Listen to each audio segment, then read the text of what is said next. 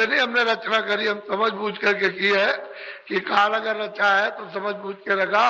और जीवों को तो जब जब जब कदर होगी, जब खौफ हो, डर हो गए हो, तो रचना करना था। उनकी मौज मर्जी थी, अब उसके लिए कोई क्या कर सकता हो। सब तो सामर्थ्य, वो सामर्थ्य उनके लिए, उनके उससे तो कांपते सब ईश्वर ब्रह्म थर थर कांपते। इतना जीव नहीं कांपता जितना ये कांपते। ऐसे ऐसे कांपते उस सत्पुरुष से सब थर्राते, क्योंकि पता नहीं क्या क्षणों में कर दे, क्या मौज उसकी उठ जाए, ये कुछ नहीं मालूम। जा बोलो। कदर जाल नहीं बिना काल के, मौज उठी तब असदया। कहते हैं कि जब ऐसे कदर जो है वो काल के बिना, यानी जीवों को दयाल की कदर नहीं होती है, तो ऐसी मौज उठी थी, इसलिए रचना रची है। अब आगे वो कहते हैं, इसको सुनाते हैं, बोलो। दिया निकाल काल को वासे, दखल काल अब कभी नहीं। अब वो कहते हैं सूरत सतलोक से काल को निकाल दिया, अब वो यहाँ कभी नहीं आएगा, उसका यहाँ दखल नहीं होगा। वो तो निकाल दिया, वो मसाला लौट के वापस नहीं, उसको निकाल दिया भी वहीं से। बोलो। मैं समर्थ हूँ सब विधि जाने, वचन मोर तूने। अब उन्होंने अंतिम फैसला कर दिया कि सूरत में समर्थ हूँ, मुझे तू सब प्रकार से जान, चल मेरे साथ कर, कोई रास्ते में कुछ नहीं करेगा, चल मेरे साथ में, मैं तुझे ले चलूंगा। हालांकि पहुंचा तो इन्होंने पहले ही दिया, वो उसी 26 साल की उम्र में कितनों को पहुंचा दिया, ले गए, कहले कोई कुछ नहीं कर सकता। अब उन पुरुषों के साथ क्या कोई करेगा, वो तो सामर्थ्य है, सब कुछ कर सकते हैं।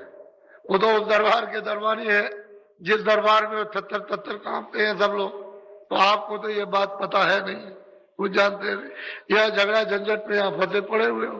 क्या मालूम हो आपको कि वो दयाल क्या है, काल क्या है, ईश्वर क्या है, परमात्मा क्या है, प्रेम क्या, दया क्या, आनंद क्या है, सुख का सागर क्या, कुछ नहीं जानते हो। तो इंद्रियों के भोगों में रात और दिन ली, यही भोग भोगते हो, और भोग से मतलब लोग इसी में रोते चिल्लाते रहते हो, तब तक समय पूरा हो गया मनुष्य जीवन का, निकाल बाहर कर दिया। तो कहते हैं कि मैं तुरंत समर्थ हूं, तुम निश्चय मार, मैं सब कुछ कर सकता हूं। बोलो। कालन पहुँचे उसी लोक में, अवन करूं कभी ऐसी। और कहते हैं ये वचन दिया है कि काल अब कभी सतलोक में नहीं जाएगा, वो तो दयाली लोक रहेगा, वो तो दयाली देख रहेगा। और ऐसी मौज अब सूरत तो अब चली चलो, अब कभी नहीं करेंगे, अब जो हो गया सो हो गया। ये वचन दिया, सत्य वचन है, ये कभी खंडित होता नहीं है। महापुरुषों का जो वचन होता है वो सत्य होता है, खंडित नहीं। अब जीव जो है, जीवों को चाहिए, इसमें लगे पड़े हुए इधर में क्या होने वाला, फंसे हुए हो, ऐसे कहीं कुछ मिल जाएगा, अंधेरे में टटोल रहे हो कि इसमें से कुछ मिल जाएगा।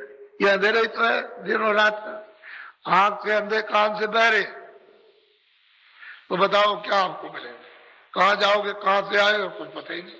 बिना महात्माओं के बच्चा कुछ काम नहीं होगा। इसलिए ये समझा है जो आपके सामने, आपने कभी भी इस तरह का दृश्य आपने यहाँ प्रयागराज में नहीं देखा, जो आपको ये दिखाई दे रहा आंखों से इस तरह का। तो आप इसको ऐसा नहीं, आप जरा पहली तारीख को हो जाने दीजिए, मेरे मंच पर आकर के आप इस दृश्य को देख लीजिए, तो आपकी समझ में आ जाएगा ये सारे देश के अंदर इस जो अपनी सनातन पराविद्या है ईश्वर प्राप्ति के लिए, इस जीवात्माओं के कल्याण के लिए, तो आपको नहीं मालूम कि कैसे चालू होगी। आप तो जानते हैं जीवों को तो लाभ होना ही चाहिए, ये तो सबके लिए समा, ये सबके लिए उसकी दया बरसेगी। वो ये नहीं है, यदि ऐसा मत समझो कि मैं बहुत बुरा हूं, मेरे लिए दया नहीं बरसेगी, ऐसी बात नहीं। वो तो जब धारा चलती है तो उसमें कूड़ा कचरा कौन देखता है, जो ज्वार भाटा आता है, जब समुद्र से जब वो ज्वार भाटा आता है तो बड़े बड़े स्टीमर और बड़ी बड़ी गंदगियां वहां पड़ी रहती है, उसको सबको लेकर के वो स्टीम और वो साहब लेके चला जाए। ऐसे मालिक की दया का जब ऊपर से बेग चलेगा, लेकिन आप उसके लिए जरा तैयार तो रहो। किनारे पर किनारा तो पकड़ लो कि किनारे पर जरा तो बैठे रहो, कम से कम रोज की ज्वार बाटा है वो एक ही बार। ये सब के सब जो इंतजार कर रहे हो सब एक ही साथ चले जाओ, निकल। ऐसी इंतजारी करनी पड़ती है, ऐसा नहीं। तो ये दृश्य है, ये सौभाग्य हमारा भी आपका, इलाहाबादियों का भी, तीर्थवासियों का भी, सबका सौभाग्य है। ऐसा नहीं किसी एक का हो, सभी का, जितने भी यहाँ रहते हैं सबका अहोभाग। और ये ऐसा सुजोग ऐसा 100 वर्षों में नहीं पड़ा। और ये कोई भी मल्लाह या कोई भी हमारे ब्राह्मण पंडा ये समझते हो कि बाबा जी कोई कब्जा करने आए, तो हमारा ये काम नहीं है। हमने तो काम किया और करने के बाद चले गए। कौन आता है, कब फुर्सत मिलती है? अरे भाई ये तो किराए का मकान है, पता नहीं किस दिन पूरा हो जाए। हम तो किराए के मकान में रहते हैं। हमारा जब हम किराए के मकान में रहते हैं तो हम यहाँ कब्जा करके क्या करेंगे? हमारा है यहाँ क्या? इसलिए सब कुछ नहीं। अरे काम के लिए है, इसमें तो सबका लाभ है। आध्यात्मिक दृष्टि से लाभ, शारीरिक दृष्टि से लाभ, तो जीवात्माओं के लिए तो सब तरह से, परिवार, बच्चों के, सबके लिए, देश के लिए, आप मतलब ये है अपने सुख के लिए, शांति के लिए, सबके लिए, सबका लाभ। इसमें किसी एक व्यक्ति विशेष की बात। तो ये परा विद्या हमारी सनातन है, ये अनादि काल की, और अनादि काल की विद्या जिसको हमने छोड़ दिया उसके बगैर हम सब लोग दुखी परेशान हैं। तो उसी विद्या का रास्ता पकड़ लो, सीधे ऊपर की तरफ तो चलो, तुम स्वर्ग ही में रहो, चलो तुम बैकुंठ में रहो चल के, लेकिन रास्ता तो एक ही जाने का। जब तुम्हारी इच्छा हो तो स्वर्ग में रह जाना, बैकुंठ में रह जाना, पारब्रह्म में रह जाना, ब्रह्म में रह जाना, परे चले जाना, लेकिन यहां से चल तो चलो, निकलो तो यहां से।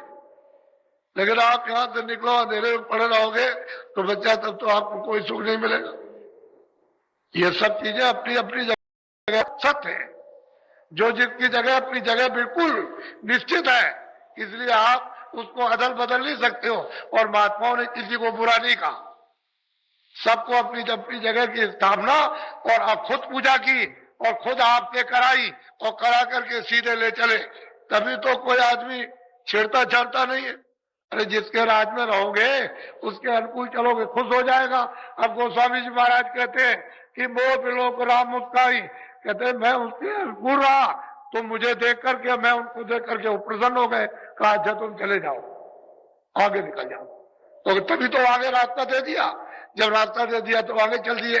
उस बार जब गए तब देखते हैं जाकर के, तो उधर के लोग भी खुश हो गए कि नहीं तुम आगे चले जाओ, प्रसन्न हो गए, तो फिर वो आगे चले गए। उन्होंने किसको बुरा कहा?